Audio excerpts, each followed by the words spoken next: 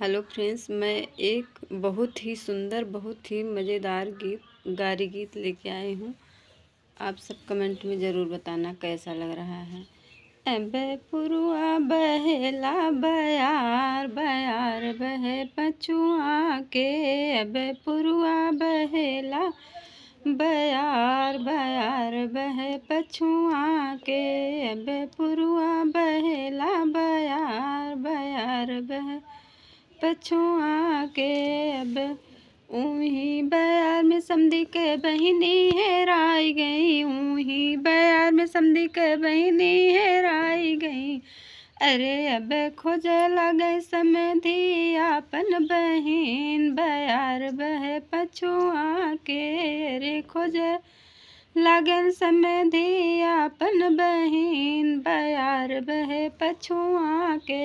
अरे अब पुरुआ बहेला बयार बयार बहे पछुआ के, ओही बयार में भसुरो के बहिनी हेराई गई, ओही बयार में भसुरो के बहिनी हेराई गई।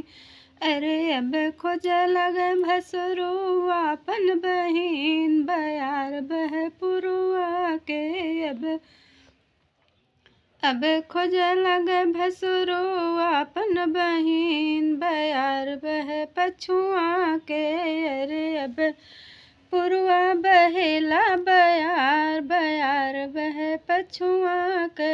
अरे अब पुरुआ बहेला बयार बयार बहे पछुआ के, ऊही बयार में दुल्हा के बहिनी हेराई गई, ऊही बयार में दुल्हा के बहिनी हेराई गई। अब खोजे लगन दुल्हे आपन बहिन बयार बहे पछुआ के। अरे अब खोजे लगन दुल्हा आपन बहिन बयार बहे पुरुआ के।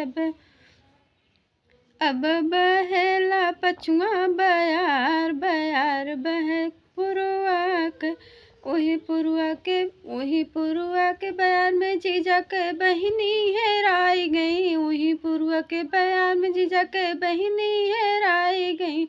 अबे खोजे लगे जीजा जी आपन बहिन बयार बहे पुरुआ के। अबे जीजा जी खोजे लगे आपन बहिन बयार बहे पुरुआ के। अब पुरुआ बहेला बयार बयार बहे पुरुआ के।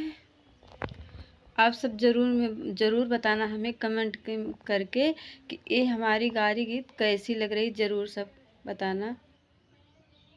प्रणाम, आप सबको मेरा प्रणाम है। आप ज़रूर बताना मेरा गाना कैसा लग रहा है।